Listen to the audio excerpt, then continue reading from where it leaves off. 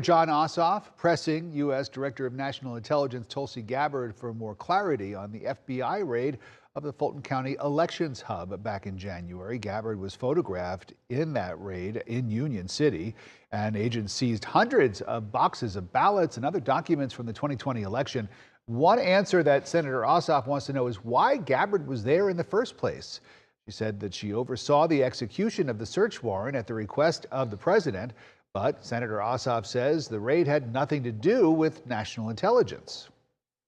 Is it your role to oversee the FBI agents who were conducting? Is it your role to oversee the execution of criminal warrants? It is my role, based on statute that Congress has passed, to have oversight over election security, to include counterintelligence. But you said you oversaw the raid, correct? You just testified you oversaw the raid?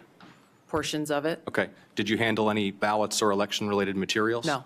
You were inside an FBI evidence truck, correct?